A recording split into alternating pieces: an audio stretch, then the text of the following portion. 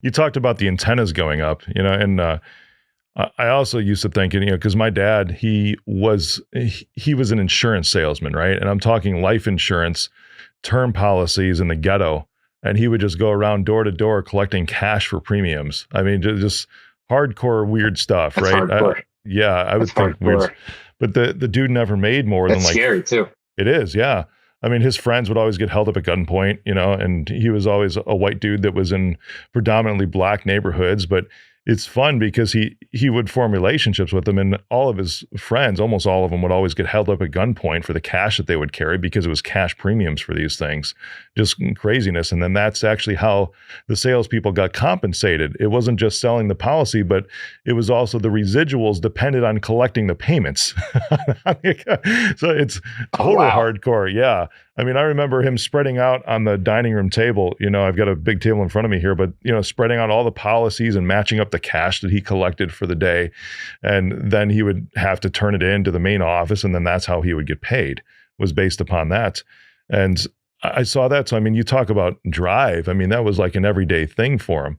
But then at the same time, he didn't make over $40,000 a year, which is super, super low, obviously, especially by today's standards. And for the longest time, I started thinking, incorrectly thinking, well, he didn't really fulfill a purpose then. What was he doing? But then I start to realize this dude, I got to see his drive every single day. And it might have been the flip of the switch for me when he died to help me drive into this as hard as I did, just like you. But for many, many years, he created an environment to where literally he was fulfilled because he always wanted to be home and around his family. That was his purpose, was to create this stable home environment to where I could see a healthy marriage, a healthy relationship, a healthy drive in an individual rather than some of the insane drive that you and I share, and created that environment. Yeah, for sure.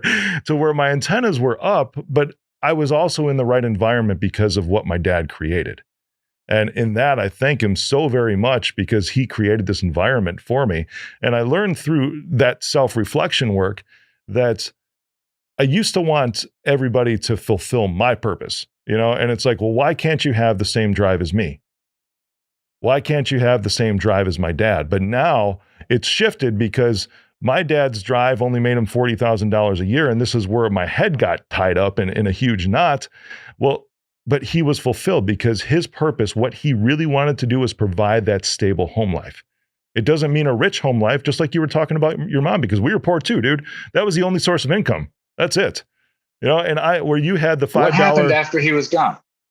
After that, I dove straight into work, man. I mean, my first job was McDonald's, and I ended up becoming a manager when I was just 17 there. Then I went into Radio Shack and retail management after that. And then I cut my teeth in the enterprise space for Merrill Lynch, doing networking and cybersecurity, like almost 20 years ago at this point. But how did you guys get money? How did your family make money? After my dad died, my mom had a job. Yeah. When my mom had a job where she was making $7 an hour. She was just doing like data entry work somewhere at like a newspaper or something like that. It was the same thing for me. I think my mother made $7 or $8 an hour, and you couldn't. There was a limit to how much I remember she could make, because otherwise the government checks would stop coming. Yep, the Social Security checks, exactly. There was a limit to how much she could make. Otherwise, we lived the same life. Yep. Otherwise, that money went away if it was too much. It was this weird balance that she had to try to maintain. $15,000 a year or something. Yeah, exactly.